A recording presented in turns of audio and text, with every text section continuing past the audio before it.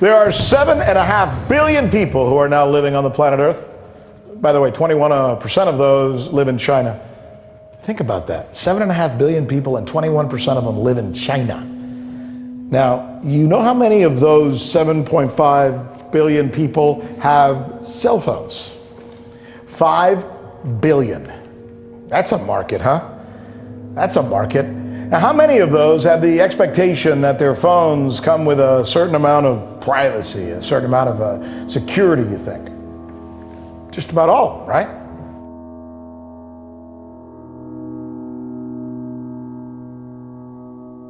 It looks like a naval radar scanning for enemy ships. The Deadbeat map is an add-on to the Chinese social media platform WeChat. It allows users to pinpoint the location of those who have failed to pay their debts within a 500-meter radius. This naming and shaming app essentially is China's latest tool to monitor the behavior of its citizens and to pretty much distinguish between those who are trustworthy and those who are disobedient. It's pretty terrifying. Tell us more about this app. Well, as you mentioned, this is part of China's social credit system, which is reportedly going to be mandatory by 2020. Be so happy that they won't protest, they will never criticize the government and all that sort of stuff. But the trade-off is your privacy. Yes. You know, maybe that's a gamble that's worth it. Maybe people really don't appreciate their privacy all that much. I mean, look at us here, right? Yeah. We've been handing over our privacy to private companies for years now. So, I mean, is that likely to work? Do people not care that much about their privacy? Well, listen, if people here are willing to hand over all of our privacy, much of our privacy, in exchange for commercial and material efficiency, what's to say that 1.4 billion people in China wouldn't give over their privacy for governing efficiency? So when we talk about how China is trying to become an AI superpower in the 21st century, that's about controlling an industry that has global implications.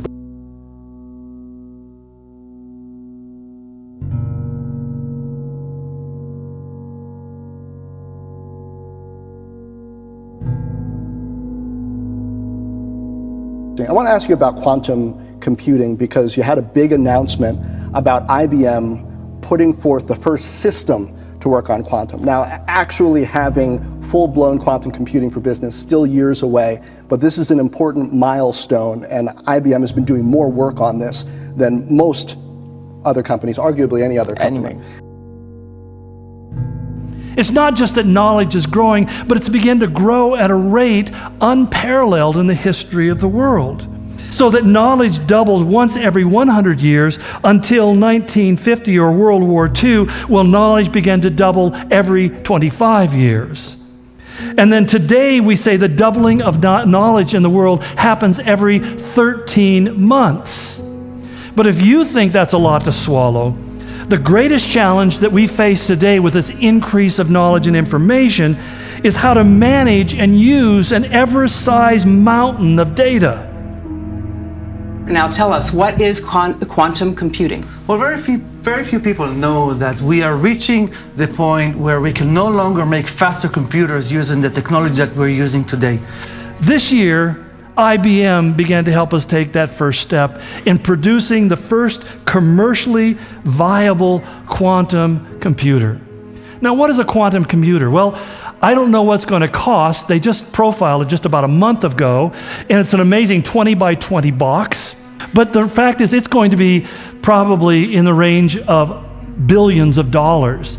But the value of this piece of equipment, which is so necessary, is its ability to basically atomically process information rather than rely upon silicon chip-based computers. Guys, what will quantum computing help us do that we cannot do today? Well, basically what we will be able to do is operations that today take us, let's say, hours or days, we can do it in a blink of a second. It has the ability to take massive amounts of data and crunch them and sort them according to the algorithms that are written to get the information that you want. So that for the first time we have a computer-based system that can actually process all the data that needs to be able to be processed for this kind of system to come into place. We're going to basically lay out the needed steps for organizations, government, NGOs, IBM whatever. Security has invested independent research and development. Absolutely. All right, well, IBM, Google, Microsoft, everybody's after the technology. we look forward to following this as it evolves. Now, not only is the quantum thousands of times faster than a silicon-based computer, but it's absolutely necessary for creating the Internet of Things. Since the birth of sewing and weaving, technology has always led developments in fashion. The Industrial Revolution mechanized manufacturing, enabling mass production. In the 1960s, synthetic materials like polyester took off, creating new possibilities for fashion. Now, the convergence of new technologies is opening up previously unimaginable possibilities. And when the Internet of Things becomes online, and what that means is that everything in your world will have a radio frequency ID or a chip in it. The convergence of fashion and technology also provides opportunities to transform not just clothes, but the people wearing them.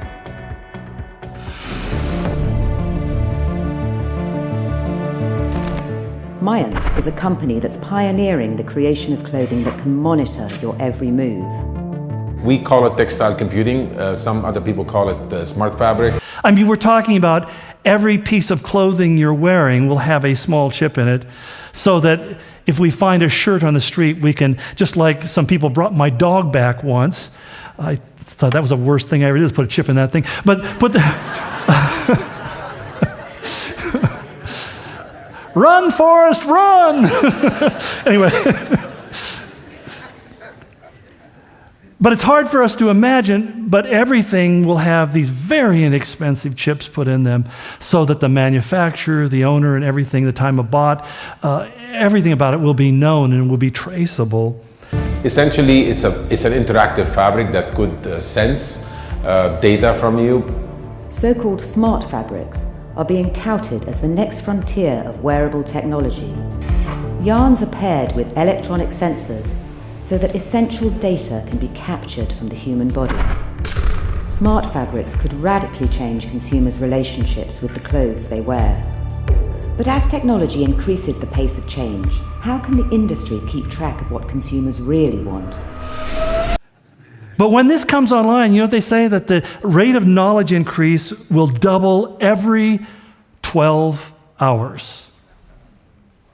We are just seeing a pace of change which is frightening, but it's also incredibly exciting for the future of fashion.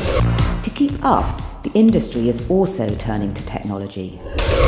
We are for sure in the midst of a digital revolution. AI, the idea of kind of machine learning and big data. How do we start to sort of synthesize all of these new technologies and start to make sense of it?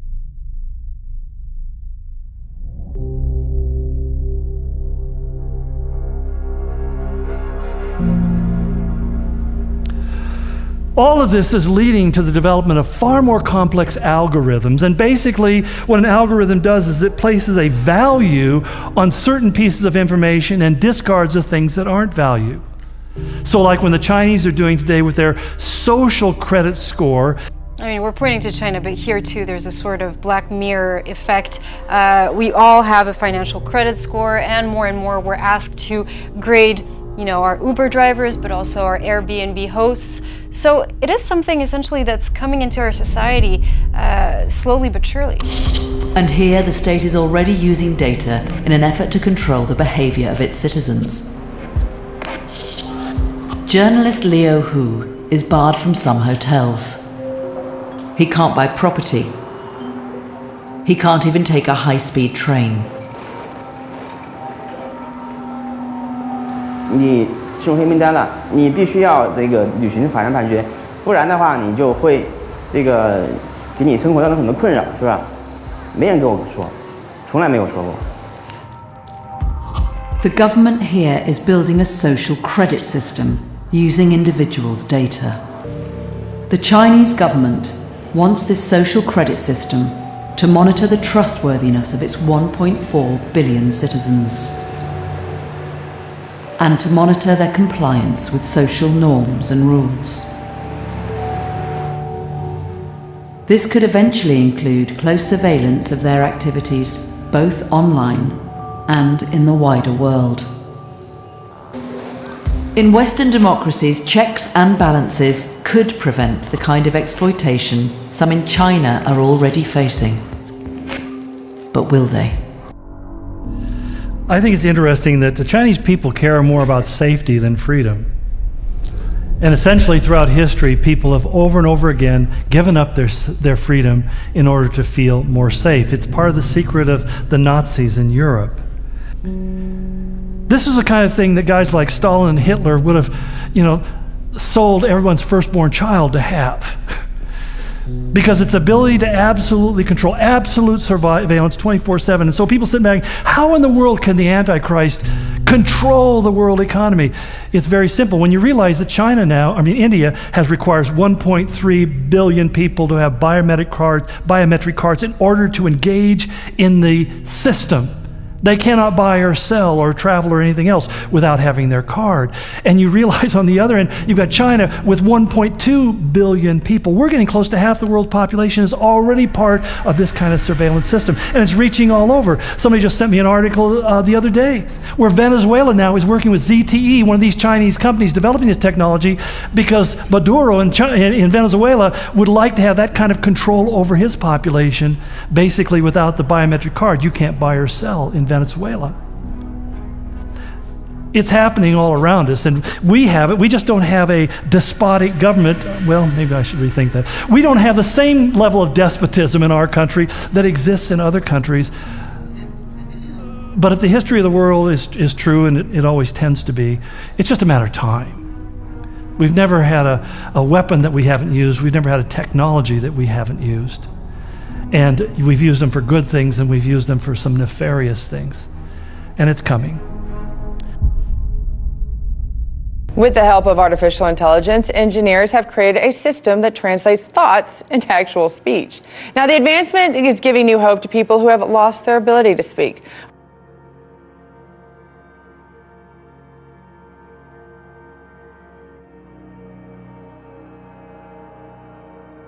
Neuroengineers out of the University of Columbia have created a breakthrough device that uses machine learning neural networks to translate brain activity into actual speech. Many are saying this could be life-changing.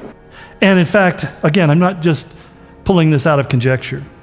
A recent article by the Australian Broadband that basically they have a news magazine, they talk about technology. According to the Future Business of Australia 2040 report, they said most workers are predicted to have embedded personal technology within 18 years. But they go on and say many activities may even be possible simply through mind control. They're talking about neurological biometrics, where they put things in you that can actually read your thoughts. The vast majority of our employees absolutely love the conveniences that having this chip in their hand really brings. I can log into my computer with this, which I do every day. I can log into my phone with it. I can pay for items if I forgot my credit card or my phone. I can log into work. This is the actual size of the chip. I don't know if you can see that, but it is the size of a grain of rice, literally. That can draw from the cloud, which can store an unlimited amount of data, and it's going to be transmitted to us on 5G networks. 5G technology is being sold as the future. It will let you surf the web and download content faster than ever. But there's just one problem. Scientists and medical professionals are petitioning against a 5G network rollout. We all want faster cell phone service, and the race is on for 5G, but it comes at a cost. A 30-foot cell phone tower coming soon to a neighborhood near you. And we'll be seeing a lot of these shorter 30-foot towers go up. This one is already up in Denver. Let's listen to what Dr. Sharon Goldberg has to say. She's a clinical researcher and an internal medicine physician. This is what she has to say about what we're using today. Wireless radiation has biological effects, period. This is no longer a subject for debate when you look at PubMed and the peer-reviewed literature. These effects are seen in all life forms: plants, animals, insects, microbes. In humans, we have clear evidence of cancer now. There is no question. We have evidence of DNA damage, cardiomyopathy, which is the precursor of congestive heart failure. Neuropsychiatric effects. Well, a few days ago, actually, a group of scientists, doctors, environmental organizers, and concerned citizens got together and they called for the urgent stop to the deployment of 5G. They said that it's been proven harmful to human bodies, that this is an experiment on humanity, and that this should be called a crime under international law. And this is the attraction to 5G. It means uninterrupted, constant flow of data at levels that are hundreds, if not thousands of times greater than you can get from your ordinary cell tower today. This is a great, big, beautiful tomorrow. Because, I mean, I'm so tired of having to wait.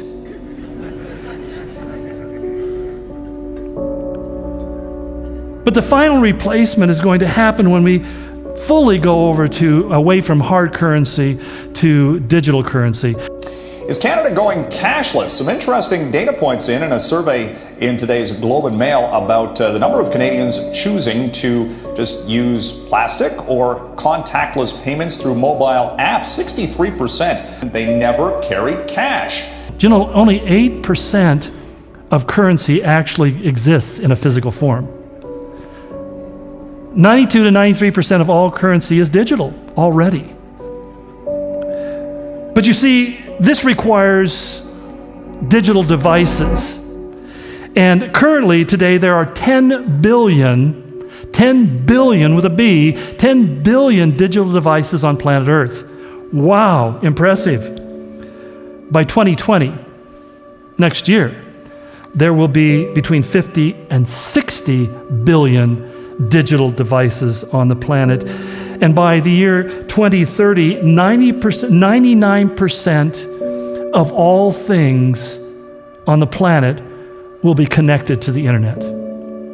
99%, not just devices, 99% of stuff.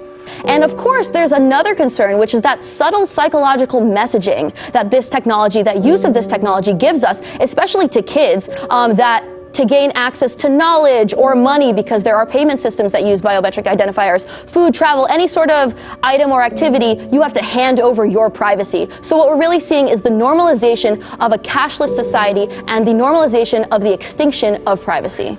All this information is gathered up, and they just simply have to write the algorithm that they need to sort the data, and they have the quantum computing which can do it fast enough so that instantaneously information about you can be grasped. Now, the question is, okay, great theory, but where is this practically being played out? Roll the video.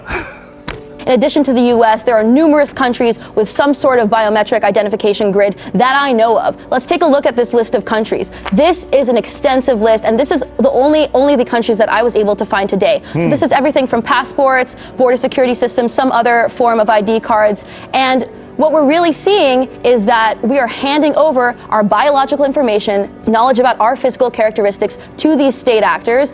Leaders from various industries around the world have gathered in Davos, Switzerland for the 2019 World Economic Forum, where artificial intelligence is a top subject of discussion. Since 2015, Sophia stepped onto the celebrity stage, gracing magazine covers, singing with Jimmy Fallon. Say something, I'm giving up on you. Even going on a date with Will Smith. Let's hang out and get to know each other for a little while. In 2017, she's addressed the United Nations. I am thrilled and honored to be here. And already had a Twitter feud with Chrissy Teigen. Guess who came to support us at Lip Sync Battle Live? But don't worry, they're friends now. Oh my gosh!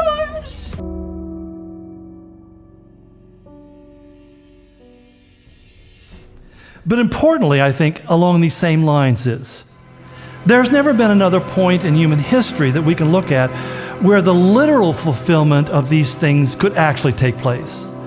You see, throughout history, people have been trying to look at these words and understand these symbols and these actions and these personalities, and they tend to, as we often do, identify it with what's going on in our personal generation. I mean, in World War II, the vast majority of evangelical Christians who believed in the literal fulfillment of biblical prophecy were absolutely convinced that it was Adolf Hitler, and for good reason.